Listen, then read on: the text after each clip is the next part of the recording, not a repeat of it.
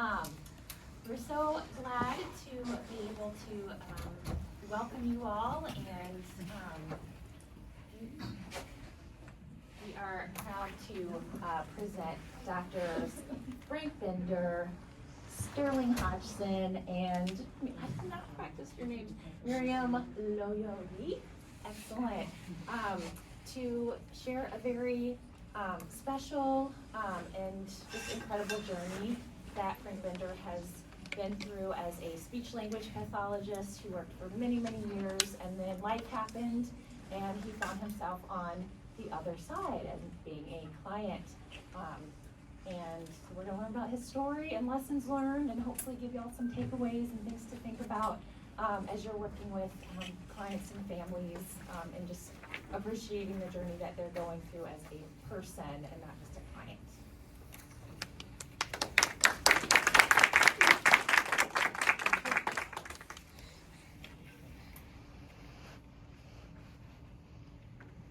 Anybody hear me? Yeah. We're on. Thank you for being here today.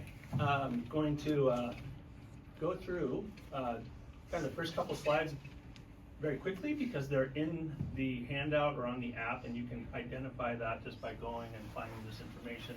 Our disclosures are clearly outlined, but I'd like to spend time on the presentation, not where we get funded, even though it's all documented. And I'm Frank Bender, by the way, and I appreciate, again, everybody being here. This is the general overview that we're going to cover today, just this journey I've been on. And it's not about me today, it's about, actually, it's about life. That's kind of what I've gotten out of the last 4 years.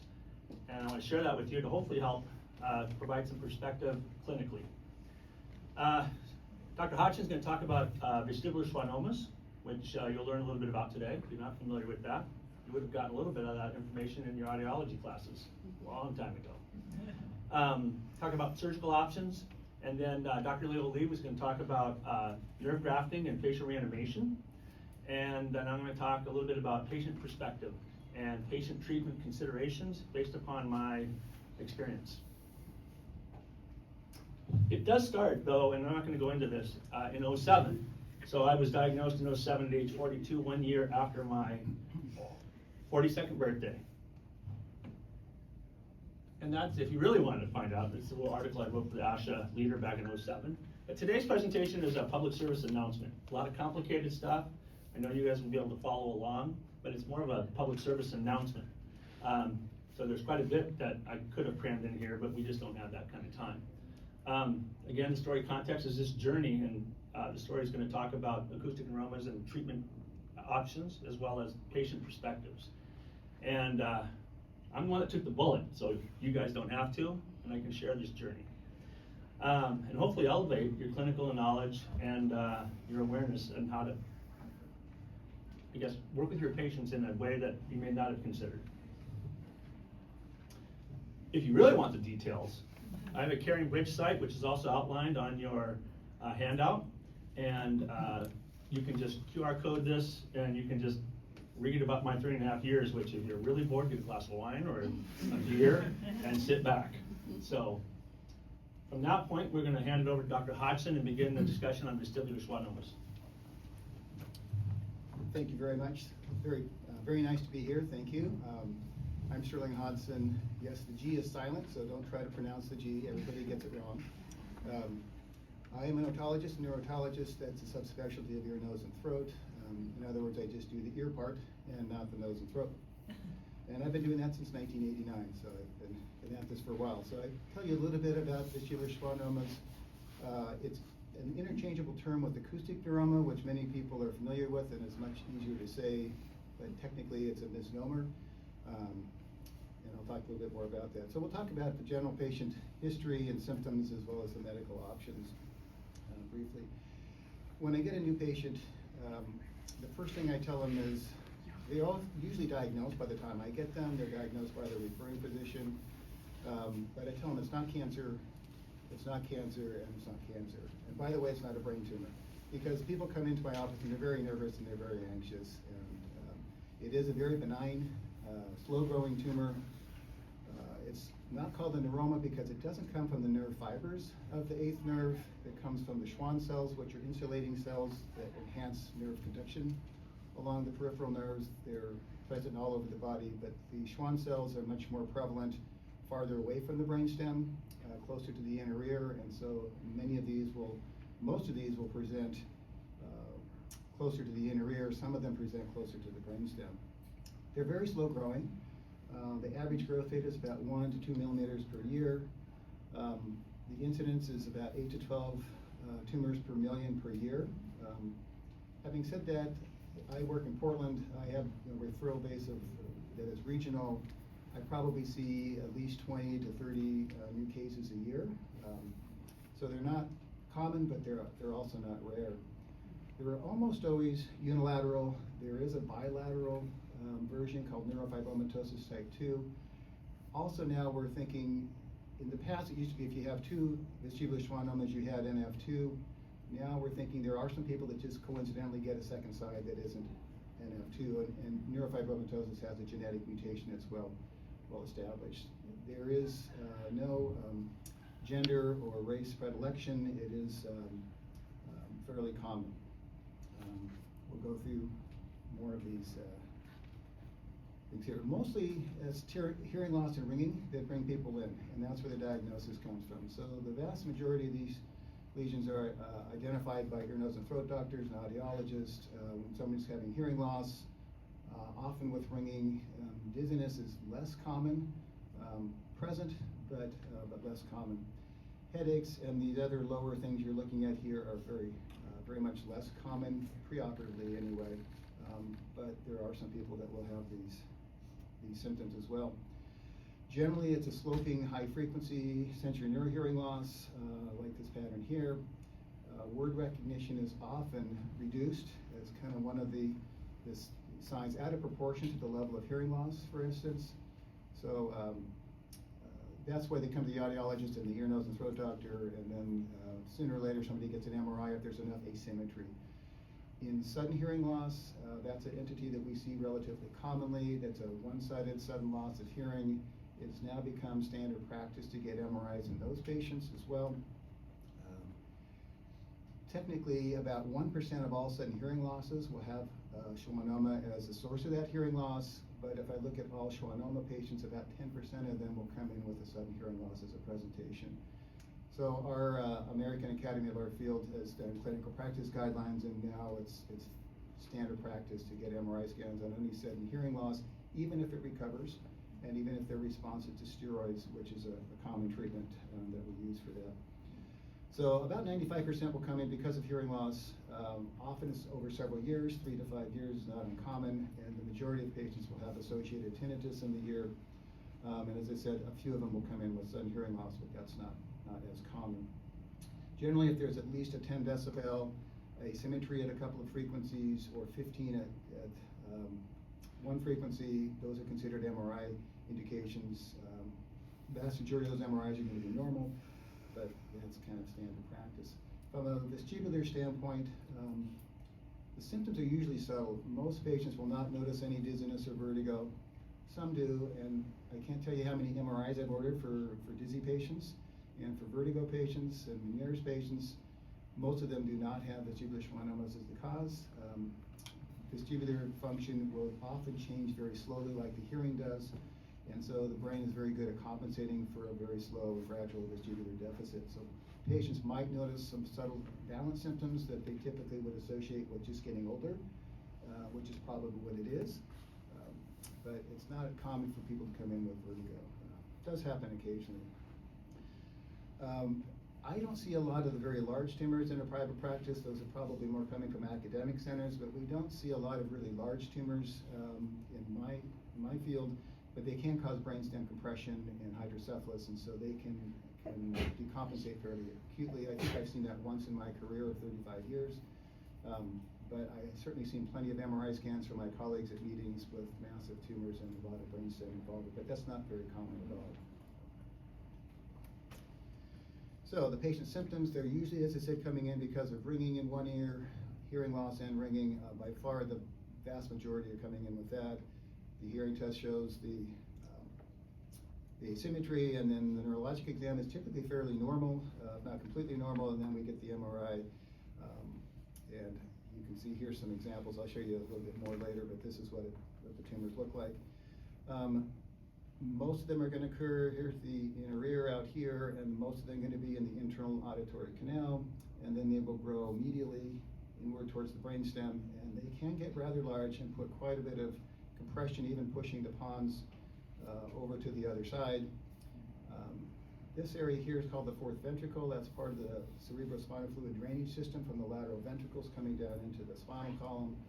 And the problems arise if it puts enough pressure to close that ventricle off. It's kind of like leaving your sink on but plugging the drain. The water has to go somewhere, and so that's where you would get hydrocephalus. But again, that's not very common. Most of these arise out here, as I said, by the inner ear, and so they'll cause symptoms earlier at a smaller size. So most of them will be in that internal auditory canal. They're already getting hearing loss from nerve compression against the bony wall of the internal canal.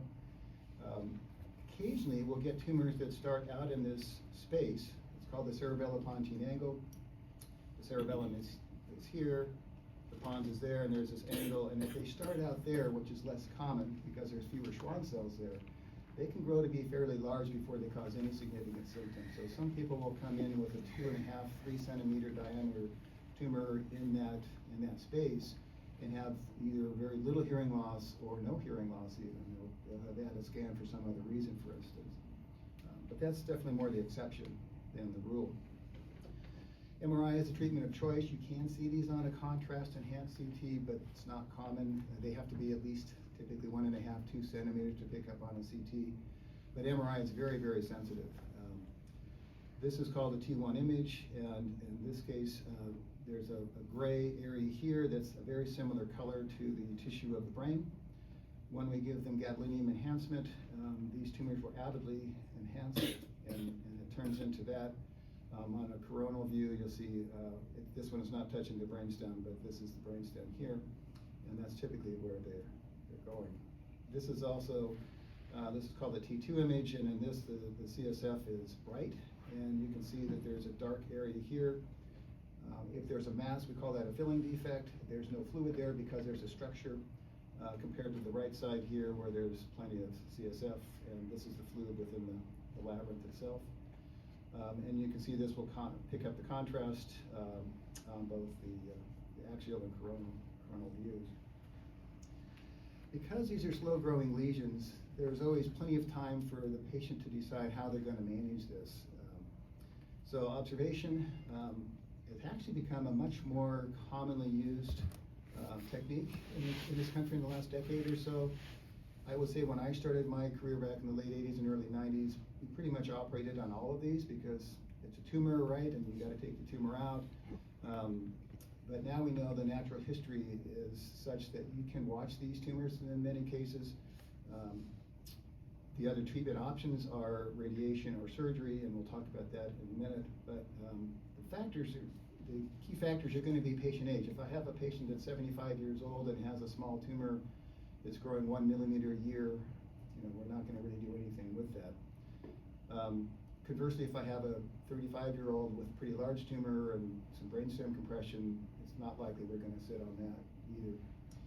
Many of these tumors will get to a certain size and stabilize and not grow, and so almost anybody that's 60 to 65 and up with a tumor that's not really causing a lot of brainstem involvement, almost routinely have them strongly consider radiation and tumor surveillance, which is basically an annual MRI, which I do for the first 5 years. If there's no growth, then I go to every other year for another 10 years. If it grows, then you have time to do something more about it.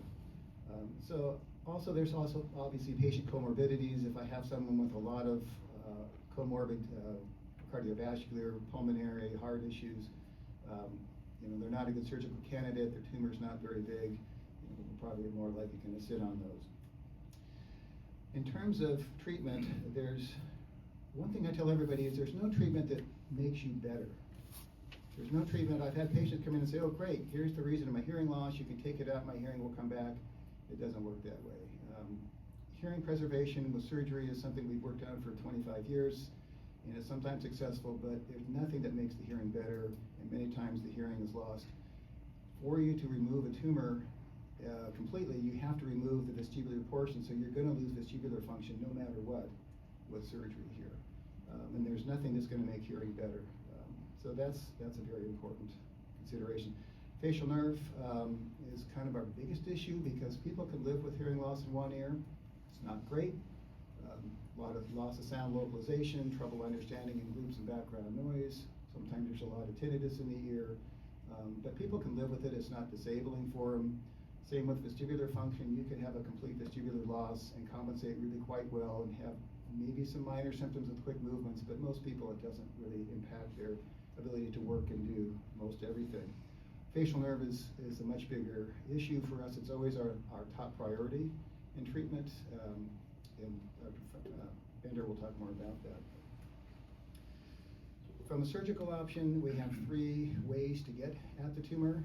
We have what's called the translabyrinthine approach. It's kind of one of my favorites. It just means you go in behind the ear and through the mastoid, and you go right through the labyrinth. So we remove all 3 semicircular canals, the vestibule of the inner ear. We come in through the intertemporal portion of the facial nerve and dissect that out, and then that will get us right into the lateral aspect of the internal auditory canal. And we open up the posterior fossa dura and get into the posterior fossa where the tumor is. So you have access to pretty much everything, including the facial nerve, because that facial nerve is going to be wrapped over the surface of the tumor, and we have to dissect that nerve off the tumor and preserve the nerve and hopefully preserve the function too, which we usually do. In some tumors, they're farther towards the brainstem and not very far out, and so we can come farther back. That's called the retrosigmoid approach, where we actually go behind the mastoid, and these are all the things that I do as the surgical approach with the getting through the skull, and that will get us into the brainstem better, but you can't get very far out towards the inner ear.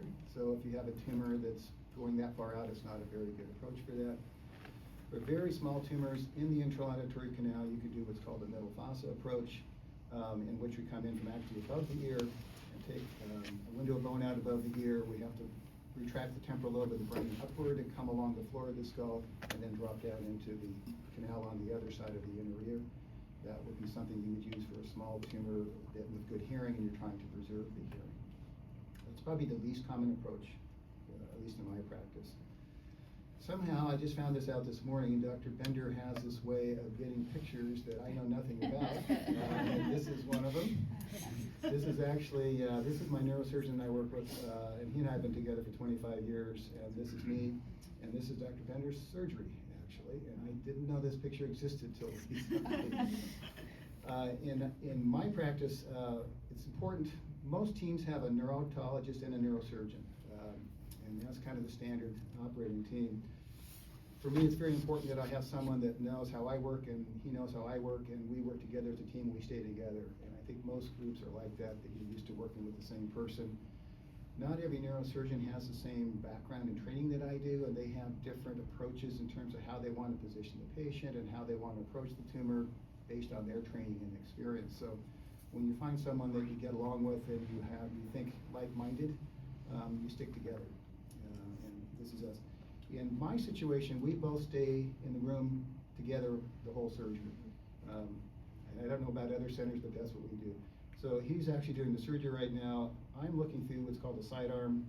We do have monitors and things, video monitors and cameras in the microscopes, but I find a little clearer picture when I'm looking through a secondary sidearm of the microscope. So he and I will talk to each other. Sometimes I'll have an idea and I'll say, we'll try this, go there, and same thing for me. So we're both in the room the whole time for the entire surgery. And we were for Dr. Bender's surgery too, which was 7+ hours. But neither one of us leaves the room.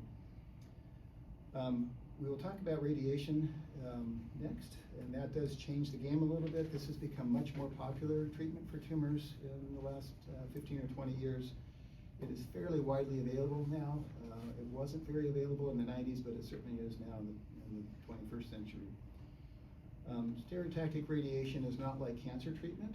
In these tumors, it is a very computerized, targeted delivery of radiation, and it's a relatively low dose of radiation. The two main options are something called a gamma knife and something called cyber knife. They are basically competitors, but they do the same thing. The gamma knife traditionally has been around the longest. It actually comes from Sweden and has been around for decades, and we have a long track record with it. It typically has been a single dose of radiation, and to do that, you have to put a frame on the patient's head. So you numb up 4 spots and put little pins in, and there's a metal ring, and then you have basically a helmet that clamps down onto that with 192 tiny little ports. And there's a computer that takes one beam and correlates all these 192 beams to maximize the dose of radiation to the tumor and minimize to any surrounding structure. Typically, the dose of radiation is about 1/5 of what a cancer patient would get. There was an idea that there's always still risk of complication with radiation, like further loss of hearing, like dizziness, like facial nerve dysfunction. So there was a time where people thought, well, maybe if we take that total dose of radiation, which is typically about 12.5 gray, that's the unit they use, and split it into 3 fractions, that you'll get less side effects of the radiation and still get tumor control. And so that's called fractionated therapy, and that's what the cyber knife has done. Turns out that the results are about the same with each system. It doesn't really matter which way you go. You're going to get about 95% chance of tumor control, which means you're stabilizing the tumor. The goal of this radiation, because this is a benign, slow-growing tumor, it's not like a cancer. You're not going to make it shrink up and go away like you're trying to do with cancer treatment. You're trying to stabilize the size and prevent further growth, and it will do that about 95% of the time. It is an outpatient treatment. It's fairly simple for a patient to get through.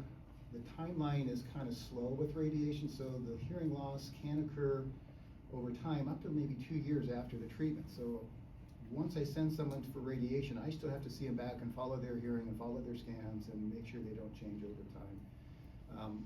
If patients have dizziness coming into radiation, that tends to aggravate it temporarily, but then it tends to settle down. Facial nerve issues are uncommon but possible. Usually I don't get as much weakness or paralysis. Often I get more twitching and things. And I'm so lucky now to have a facial nerve center that we can send these patients to. But it is a very good option. There is this rare chance of something called malignant transformation. If you radiate benign disease, you can turn it into malignant disease. It's a slow process. It takes years to happen. I'm aware of a few cases in vestibular schwannomas that's happened. They're very, very rare though, in my experience. We learned about this, for instance, from thyroid goiters in the 50s when they used to radiate thyroid goiters, and then 20 years later people come back with thyroid cancer. So it wouldn't keep me from getting radiation if I had a schwannoma, but it's something that I bring up. So it is a very good option, however, these days. So with that, I think I'll turn it back over to Frank. The acoustic neuroma, everything he talked about that is in the less than 5% range I've gone through, except for the malignancy. I have still 5% in me because in 2007, the first time I had the acoustic neuroma, I had the gamma knife radiation. I was out of commission for about 15 months, and I did the best, the smartest thing I could do, which I'm being just joking here, went back for a PhD then. So then, I go in for a PhD in 2009, and annual MRIs like Dr. Hodgson had mentioned, and in 2015 there was a blip, and everybody can interpret the scans differently, but at that time, because I was 8 years clean, they said, you're good, you can start doing some, you don't have to go every year for an MRI. And COVID hit, PhD stuff, didn't get in for an MRI for a while. And then in 2021, it was discovered that it started growing in 15. And at that time, it was compressing into my brainstem and cerebellum. And I was experiencing some of the symptoms you'll see here in just a moment. But I swim in the shallow end of the stats pool, on the left side of the bell curve when it comes to this. So if he says there's 2% chance, he's talking to me. Every patient, like in our field, experiences things differently. In this situation, many people return back to work. and their life can go on maybe with some accommodations that they'll need. Not uncommon, probably more common. Again, I'm in the tail. Because then you can have impact on life, employment, and relationships. And I'll talk more about that on my section. But the part here, this is exactly the things that I struggled with. That picture, it's not a real cigarette, but my dad forced him to do that after every surgery, and I've had 7 surgeries since 2021. Most of those are going to be from the kind of stuff Dr. Loyal is talking about. That's my signal to my friends and family that I'm okay. You have a cigarette after surgery, it's got to be good, right? Or bad, I'm not sure. These are my outcomes that I experienced since 2021 after Dr. Hodgson and Dr. Johnson. You know, I would say in a lot of ways my life was saved. So left side hearing loss, I have 0 hearing on my left side. If you put me on audio in the booth, I would probably, 110, I wouldn't even know you're there. DB. Vestibular challenges, I still have vestibular challenges. Now I'm 3.5 years post. I trip, I fall, I have to look at the floor. I'm not very graceful in some situations, or most actually. I do have facial nerve damage complete. Dr. Lil Lee will talk about that and what the repair process and options are that I was never told. And that's not on anybody in this room. The only people in this room that are doctors that I trust are sitting next to me. And I don't trust a lot. I've had to learn not to trust, and we'll talk a little bit about what caused that. Facial paralysis, I was at a House-Brackman 6, if you guys are familiar with that. So the worst possible outcome you could have in terms of left side facial paralysis, I'm probably at now, I'm thinking probably a conservative 2, maybe a 1.5, and that is due to Dr. Loyal. Executive function difficulties, those started symptomatically. I continue to struggle with a lot of executive function, working memory. My friends would say I'm a little impetuous, and I would have a poor filter. But I think that was the case before my tumor. Sorry, I didn't have any baseline really to measure that. Vision difficulties, I'm wearing a sclera contact lens right now because I cannot close my left eye lid because of the paralysis. And so the sclera lens is something that nobody told me about, that I found on my own, that allows me to put a contact lens in to hydrate my cornea to protect it. Because if you don't, your cornea will go supernova, which mine did. And I can tell you, if you've ever been drilled on by a dentist and they hit a nerve without Novocaine, this is 10 times worse. So you don't want to go down that path. Speech and swallowing difficulties. As a speech path, this has been a fascinating journey. I can hear every distortion, right? My labials, fricatives, anything that requires both of those things at once in a blend, I can hear it, I can feel it, and then of course everybody says, oh, you sound great, Frank. I'm like, no, I don't. At least I don't think so, because I can feel it, and that's my perception.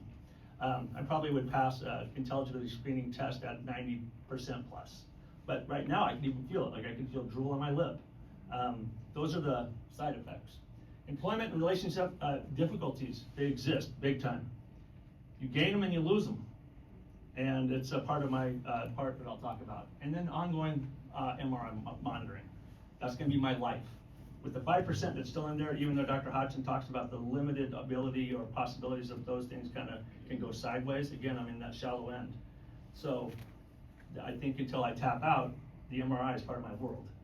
So I'm gonna hand it over to Dr. Leo Lee from OHSU. She is a fabulous surgeon, and she has significantly changed my life. Thank you. Facial paralysis, because it really changed in the last 20 years. The things we do right now, we weren't doing, and not everybody knows about it, not just in the SLP community, but even in the medical community. Neurologists, other ENTs might not know about some of these options, and I want more people to know about it. So if you have any questions, I am mostly used to talking to other surgeons, so if I'm getting too technical, just ask me to slow down or explain anything. And so at this point, let's talk about facial reanimation. Most of my patients after vestibular schwannoma, like Frank, like that picture that he showed us, immediately after his non-brain surgery, brain surgery, are now waiting to see what happens.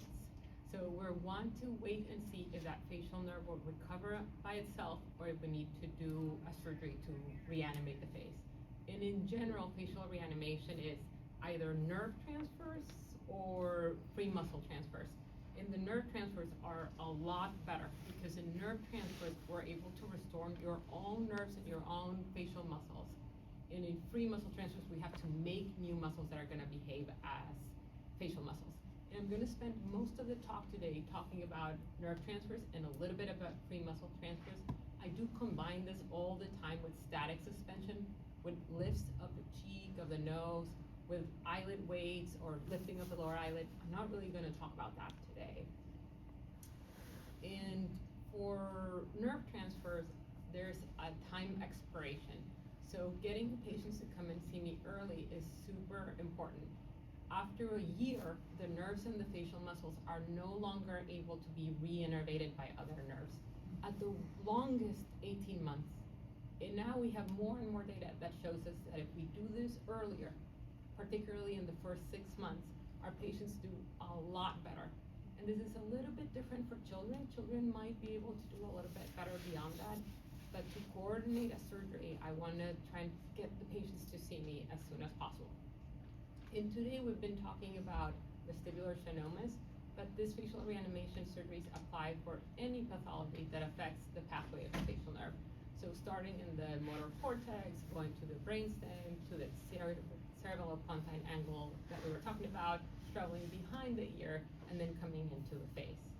And as the facial nerve travels in the back of the ear and comes into the face, it splits into thousands of branches in over 10,000 axons to really get to the muscles in the face that are so delicate.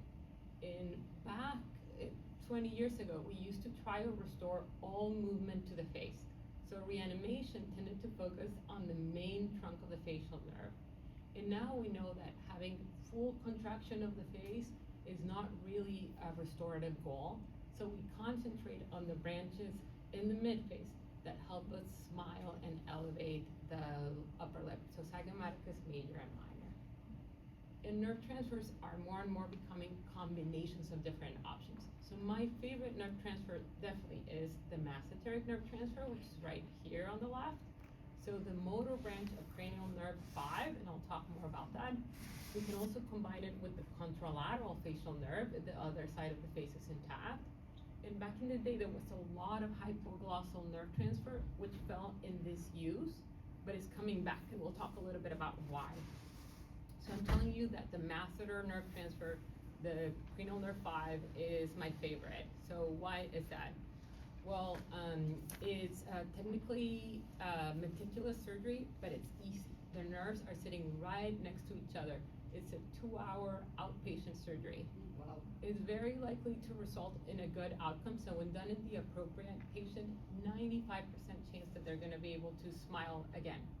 And then the donor morbidity, like the deficit from me taking that nerve out of the masseter, is minimal. They will get atrophy of that muscle, and when they eat, the face will contract.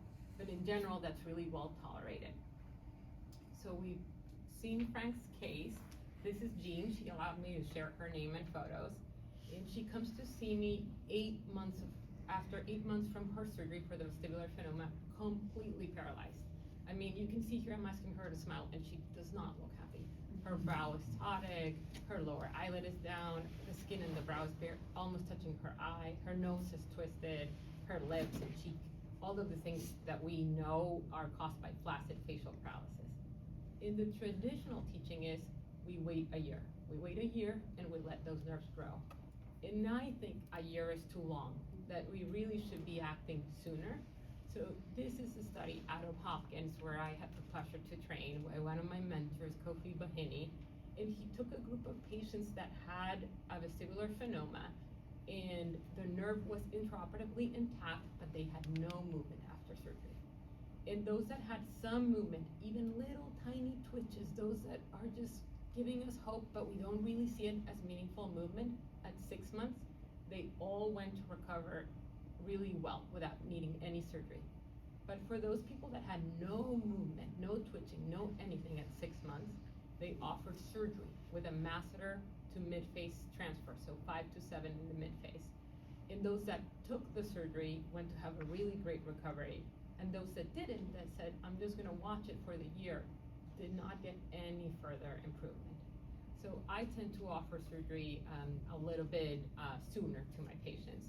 And this is what surgery looks like. It's a small incision in front of the ear and extending onto the temple hair tub. Here's a zoom in as to where I'm connecting the nerves with suture. And then this is a little video which I hope you find interesting.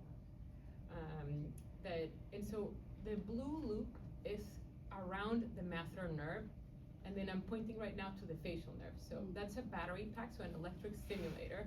So when I stimulate the masseter nerve, you can see the muscle contracting, and they're right there. I just need to cut that nerve and bring it to that bigger branch that you're seeing right there, which won't stimulate because she's been paralyzed for 7 months.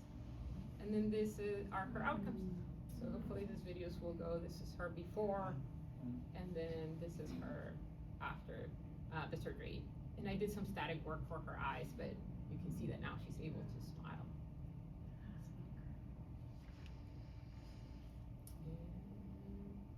Sometimes the videos don't work, so this is just a backup. Okay, let's talk about cross-facial nerve graft. So I'm often using the contralateral facial nerve as an adjunct to supplement. Why? Because in a masseter nerve transfer, patients have to bite to get the movement. But if I can get the contralateral face to move the face, they can just smile and it'll go. So that's amazing and one of the great advantages of using a cross-facial, but it has a huge disadvantage. And that's that it's a pretty long path from one side of the face to the other. And it takes a really long nerve. Usually we take the sural nerve from the leg. That's, as we know, a sensory nerve. It doesn't cause any problems with movement of the leg. There's a little patch of numbness right there to find touch. And it will bring some movement to the face. By itself, it's likely to fail. Technology and our knowledge of anatomy is getting so much better. Here I'm stimulating normal facial nerve branches, and before you saw zygomaticus, now you're seeing orbicularis oris. So I can be really specific about which branch I'm taking, and it really does not cause any problems on the donor side. The other side of the face will move normally after we take that. So it's very common for me to combine a masseter with a cross-facial nerve graft, and this is a relatively young patient after a vestibular schwannoma, but here she's smiling without having to bite. She's just moving her face with that cross-facial, which is something that I hope I can provide my patients. Sorry about that, I didn't mute that audio. Okay, let's go back to hypoglossal. So I think hypoglossal probably has a bad reputation in the speech and language community because of this. When it was first invented, the whole nerve was cut and it was brought to the facial nerve. And it caused horrible speech and swallowing difficulties. So luckily that's been modified. And nowadays we do partial hypoglossal transfers. The most common configurations being the drawings that I'm showing you here, where we either go and drill the mastoid behind the ear and we bring the main trunk to the hypoglossal so that we're minimally manipulating the hypoglossal, or we use a patch cable or a cable graft to connect the partial hypoglossal to the facial nerve. And Frank asked me to share what surgery he had done. So while I didn't perform this surgery for him, he was treated at UCSF by Dr. Daniel Knott, who's an excellent surgeon. He had a masseter to facial transfer in a cable graft from ansa hypoglossy to another branch of the facial nerve. So this is having a research where we're combining more nerve transfers because we're able to take a smaller piece of the hypoglossal if we already have masseter in there. And it's amazing, like sometimes we'll see the tongue stay clearly at midline, even though I know I've cut 10-20% of the accents in there. And it provides us better tone and more accents that are coming into the face. And this is an example of a patient of mine who had a stroke in her midbrain, so she had no masseter, she had no facial nerve, and then we did a hypoglossal and you can see her smile. And I'm very cautious because this is a patient who should have never had a hypoglossal nerve transfer. He had a cavernous sinus hemangioma, so he was paralyzed from his larynx, he had vagus paralysis, he had facial paralysis, and a surgeon decided to go do a hypoglossal nerve transfer, which failed, and then he really was unintelligible, and you can see here the big deviation of the tongue. So we were able to help him with some static suspension, but even though I'm very cautious with it, I do like using partial hypoglossal, and I think you're gonna keep hearing about more use of partial hypoglossal with decreased morbidity for speech and swallowing. So So this slide here is to remind me to talk to you about the time and how difficult it was for Frank to advocate for himself. So this is a needle EMG that Frank is getting done right here. And he asked for it, he requested it because he was seeing no recovery. And in general, if I understand, the medical field was kind of telling him, no, don't do it, you don't need to do it, just keep on waiting. And so that's really heartbreaking for me, because I want the doctors to be advocates for our patient care, and ideally I want to see anybody who's flaccid within 6 months of their flaccid paralysis so I can talk to them about options. And so while I spoke more in depth about the nerve transfers, I wanted to just say that if somebody is beyond that 1 year, that they're no longer candidate for nerve transfer, we still have options for them. So this is that surgery that I was telling you about, where we take a muscle from the leg and we shape it and make it into a facial muscle. And this is a patient with cancer, actually, but you can see here what we were able to do to restore her facial movement and smile. And then there's also a large group of patients that have some recovery, but their recovery is incomplete. And for these patients, even though I don't have the time and space today to go into it, we have options like insurance cover Botox, like some surgeries that can help us improve their facial movement and can make a really nice, meaningful difference for their lives. So with that, I'm gonna hand it back to Frank.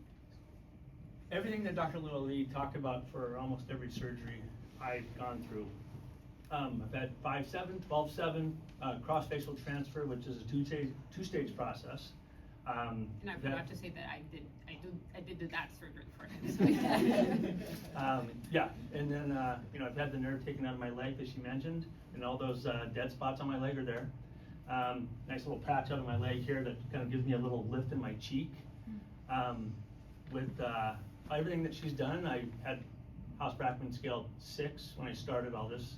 I can now, if you can see this, people online, you were not going to be able to see this, but I can retract. I'm not biting. Before I could only bite, and I would get some retraction. Now I can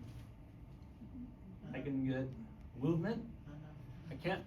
We're going to talk more about getting my left side up to show my teeth with my braces that I had to get, because nobody talked about jaw realignment, which is going to then break down your jawbone, which required me to have to go and get braces. So all these things that I had to learn. So my part of the presentation, everyone, it's been 3.5 years, actually to the day, and it feels like it's been not a minute. It's actually, that's a line from Maverick, Top Gun. I like that show. So and this is part, what I'm sharing with you is not the nitty gritty. You can go to the Caring Bridge site and get that part of my story. This is a story about how my clinical lens shifted 180 degrees. And my hope is that I can help you with that. So I want to talk to you about a little bit about what your patients may be really experiencing that you may not be aware of. As a clinician myself, I know it's easy to walk in, you read the docs, you have the diagnosis after an assessment, and you've got your treatment protocol kind of planned out, and you go and you do your job. Some of it has to do with how we approach things. I think that insurance billing and billable hours create some of this. I think we get into routines. We work with families and patients that, and I'm sure the medical community is no different, that anything we say, they're gonna go okay. But there's more to this story. There's layers to this onion. So I want to talk about also medical self-advocacy, which is huge. Everything that Dr. Lee talked about, nobody told me about. Every step of the way, I found it. And that doesn't make me great. It makes me stubborn. It makes me know that I was trained well as a speech pathologist. I did the homework, I went to the literature, went to the research, and I advocated. And a lot of people don't like that. I'm not very nice when it gets to that point. In fact, I guarantee you my file has more red flags in it than most. And I don't apologize for it. It's my body, it's my life. Then I'm going to talk about a little bit, some comments that will just make you shake your head.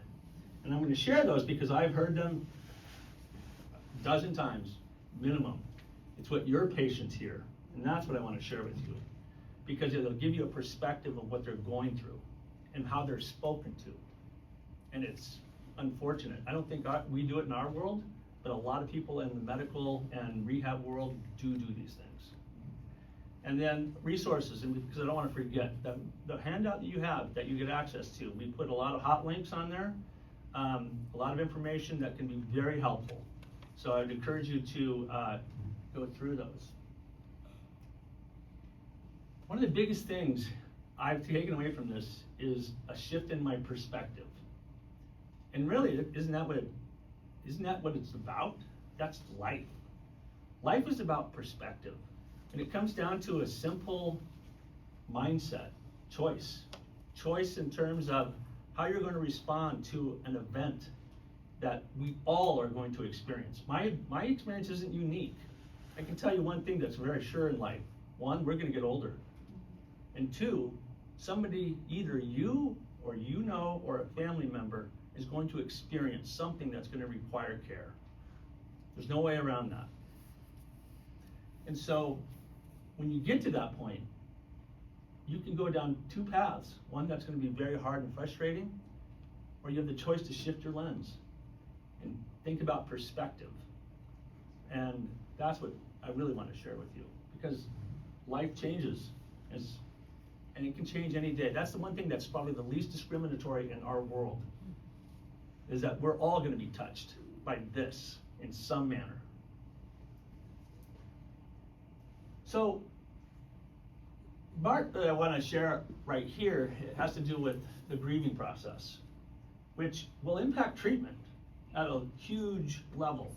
Where that individual is on that continuum will dictate how they hear you, will dictate how they follow through, will dictate their view on the importance.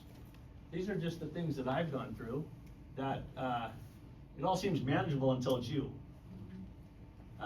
Hearing loss, tinnitus, I mean right now, if I put it on a scale from 1 to 10, I have had it at a 9.5 where I'm on the floor crying. Right now I'm probably at a 7, and that's from the time I get up in the morning until I go to bed. Thanks, Mayor. Cognitive load, big issue. Vestibular and vision. All of these create fatigue, and the fatigue makes it hard to get out of bed, to get motivated, to do life. Then we go over to fear, because now my life's changed, the person's life's changed, your abilities are compromised, your career and finances may be compromised. And the big one that really hit me hard was my purpose and my relevance of what I thought was my purpose and relevance were stripped of me in a moment. I had no choice in that. I'm going to come back to that. So the fear then contributes to the twins, depression and anxiety. Common outcomes, even for hearing loss. Huge body of literature on the social, psychosocial impact of hearing loss that I really would encourage anybody to review, because isolation, depression, anxiety are all correlates to hearing loss, whether it's unilateral or bilateral, or as we get older and we see a decline. The stages of grief and change and loss, because that's the big one, right? My life's different now, and I hated it for years, the term my new normal, because that means my old normal, that's gone. I'm still working on that one. And then relationships, they change. Friends, or people who thought were friends, they disappear. You gain the other ones that step up, and they're there. At least in my situation. And those people that step up and are there, it doesn't take a whole lot, but I tell you, I'm loyal to the end. This is what it looks like, the long tail of recovery. This right here on the left side, expectations, this is kind of what we think clinically, right? Treatment, gains, right? We do our frequency counts, right? Suddenly it's 60%, now I get 70%. The reality is on the other side. It's not linear, and it comes back around like the stages of grief, where myself, shock, denial, anger, and bargaining, I've been at that dinner table, I can't even count how many times. It's a hard one, and it leads to the depression. But then you kind of come out of it, at least I do, because I refuse to sit back. Maybe that's just how I'm wired. You get to a problem-solving stage where you have to figure out how to live. And again, we're back to perspective. We're back to perspective and the purpose and relevance of what this whole journey is about. And here's the part I want to share with you as clinicians. This is all stuff that should be included in treatment. You should fold this in. Because if your clients if you're not addressing this and they're not making gains, I guarantee it's because of this. Most likely. It's something that's a little deeper than you're addressing. And we're going to talk about that in just a second. Medical advocacy is huge. I'm a huge believer. In fact, I'm probably a little more pitbull about it, but I've had to be. Because nobody has, and maybe that's the difference of being 56 years old and single. There's nobody sitting next to you. Nobody to ask questions for you. Nobody to step up and help you. So medical advocacy, part of the issues that I would say that is important to understand when you are fighting for yourself, your family, or your clients, is that in our field, as well as other fields, medical fields no different. It's a very silo-based disciplines. Everybody has their specialty. Once they're done with their part, you're out the door. Nobody's doing the handoff, which kind of drops down to the medical advocate and medical social worker. If you don't know this, every hospital has a medical social worker that's available that you should request. Now, where the ball gets dropped, because I did this at UC San Francisco and begged for it before I started. 2 weeks after my surgery, I got a call. Hey, we hear you need me. I'm like 2 weeks ago, when everything went sideways. So there are holes in the system, but you have to advocate. Being a good consumer of medical information, insurance, and your own health. And don't be afraid to ask questions. Get more than one opinion. And the last one, don't be afraid to ask questions. I'll tell you that. And some people don't like that. I have fired 3 neurologists, 3 ophthalmologists, a neuro-ophthalmologist, a neurotologist, not this one. I have no problem advocating for myself again. I start my conversations off like this right now. I have to learn this. I said, let's start before we have this conversation. I'm gonna be your best patient or your worst. And it's all predicated on this. If you don't listen to what I'm sharing and you speak to me in a condescending manner, it's gonna go bad very quickly. And once I put that on the table, not as harsh as that, I had a conversation like this with Dr. Loyal Lee when we started. I don't remember. You remember that? No. Oh, It wow. was so nice. I had softened up by then. She caught me on a good day. But the part that I want to talk about from a treatment standpoint that widened my lens really quickly is that there are 2 treatment paradigms that if you're not familiar with, you should go back and look these up, and you can find this information in ASHA journals. One's called the Rehabilitation Treatment Taxonomy, from an article I have posted right there. The RTT, what it really talks about are ingredients of like what the speech path is doing, and then the mechanism of change to get to the target that you're addressing. Usually the mechanism of change has to do with a behavioral focus, cognitive focus, or physiological focus. One that's many times missed is the psychological, which I think is the most important to get to address the other ones. If you're not familiar with the research in our field now, finally, on cognitive behavioral therapy, I would strongly suggest that you look into that, because that's the way that you can bring this into your treatment interventions with your clients that can address this piece. And then the communication participation is where maybe it's, talk to your client about what their goals are. I know you do, but you'd be surprised how many don't, right? Again, I'm 56 years old. Now I'm full facial paralysis. I'm single. My focus would be, hey, it'd be great to have a date one day. I'm pretty sensitive about how I look. I won't even go to a restaurant because the food's falling out of my mouth and so is the water. That's real. And that's lonely. If you're not familiar with the ASHA physician statement on counseling, you can find it on their website. And there are ICD-10 codes that you can bill for counseling. Be aware of those. Sometimes I think people shy away from that because they don't think it's billable. And unfortunately, the billing drives a lot. Okay, I know my minutes are coming to an end, but we're close. Say what? These are literally things I've heard in the last 3.5 years. There's nothing wrong with you, you're just getting older. That was from my neurologist who's no longer working with me. This guy's the best. Oh, this was when I was getting my bedside after my craniotomy. You're an SLP? A professor? You want to do your own bedside? Now I'm on oxy, I'm in pain, I'm swollen. I'm like, are you a CF? It's interesting what people say, right? Oh, this came from a neuropsychologist, but I'd say never go to this guy, but yeah, but your PhD is only in education. When I was talking about my background and my knowledge level and and then he goes, did you know that people with low IQs typically go into education?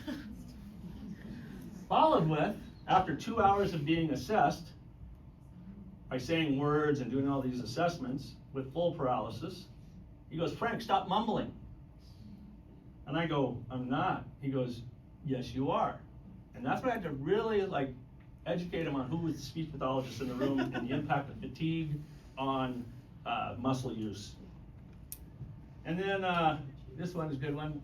It won't help when I asked about facial reanimation surgery. And this one is always kind of a real life one. Yeah, a Gen Zer. I was in line to get a drink at a music festival. I'm just standing there minding my own business. She looks at me and she goes, what's wrong with your face? And I go, most people don't ask that kind of question. And she goes, yeah, but what's wrong with your face? I'm like, wow, you need some social communication intervention. So this is the kind of thing that your patients are hearing. Not when they're with you, but when they're out in the world. You know, it gets to them. It's hard. It reminds them of how limited some of their life has become. But then we're back to this perspective. And it's about a choice. I think of it now versus life altering. Is it life accessing? I thought my life and my career was over. What I didn't realize is that I think it saved me.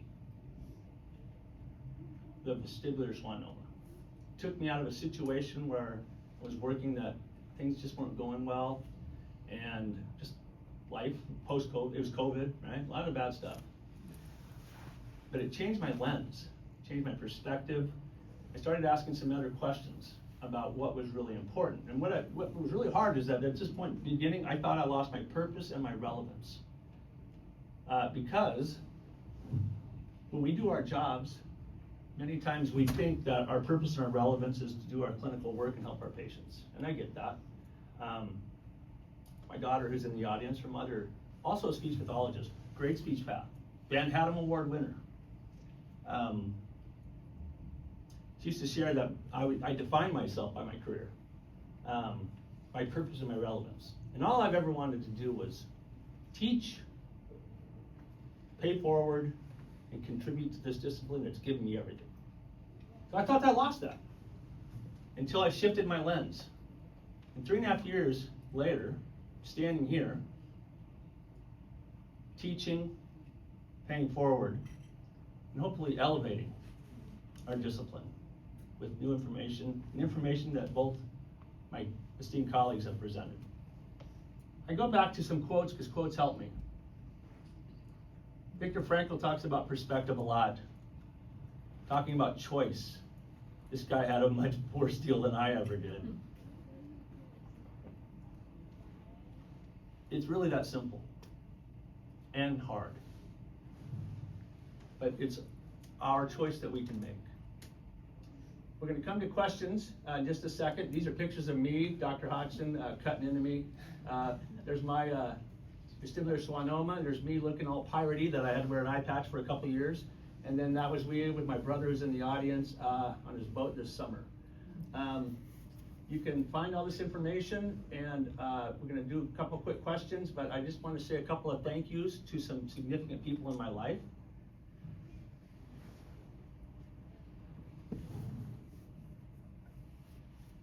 First one is Dr. Sandy Ibarra. She's my audiologist. She caught it. If she didn't catch it, it would have grown more. It was already compressing into my brainstem. So I don't know what it would look like. She saved my life. Hearing Associates, where she owned and worked for many years. My two colleagues to my right have been everything in my life. My daughter, my brothers, my family. Dr. Mary Mitchell in the audience at Pacific University, who brought me out of the darkness of feeling like I had no purpose or relevance. And then one last person who gave me hope. She probably, I don't know if she's listening, but her name's Lucy. And hope is a really bad thing to lose. And when you don't have hope, it's hard to move forward. So at the very least, she's given me that, and I appreciate that. So I know time's running, but if you guys have questions, feel free to ask, or you can catch us out in the hallway. If anybody has geez, they turned this off already.